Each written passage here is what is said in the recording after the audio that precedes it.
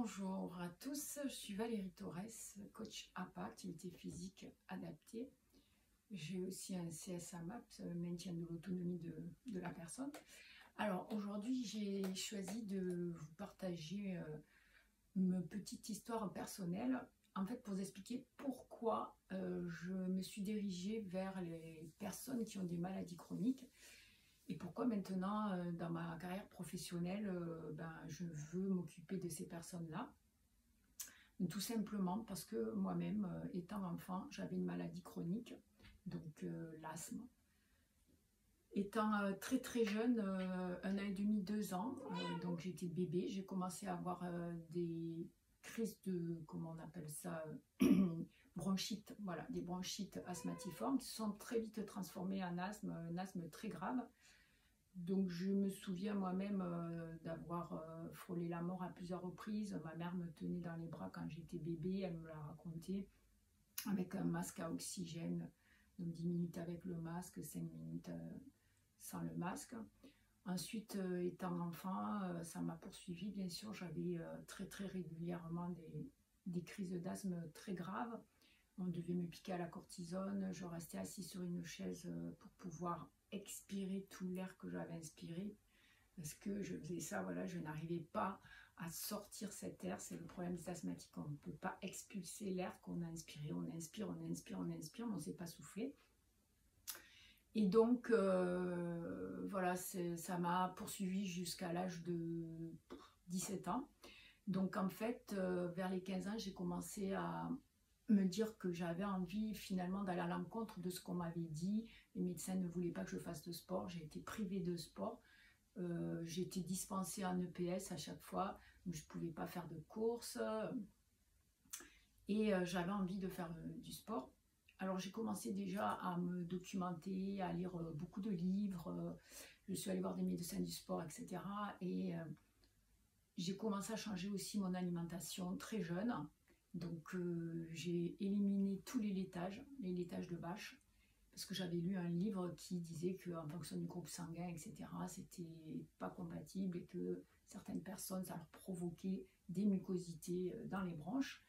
Et c'est ça qui provoquait les crises de bronchite, les bronchites asthmatiformes. J'ai testé, ça m'a réussi, je me suis sentie beaucoup mieux, j'avais presque plus donc de bronchite.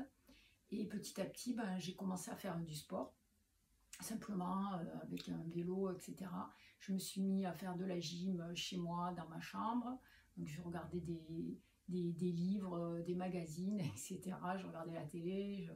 À l'époque, j'avais pas d'ordinateur. Et puis petit à petit, j'ai continué à faire du sport et à faire un petit peu plus de mouvements pour développer ma cage thoracique. Ensuite, je me suis mis à faire de la musculation et j'ai ressenti un bienfait. Et petit à petit, j'ai plus eu de crises d'asthme. Elles se sont espacées. Et puis ensuite, je n'en ai plus du tout.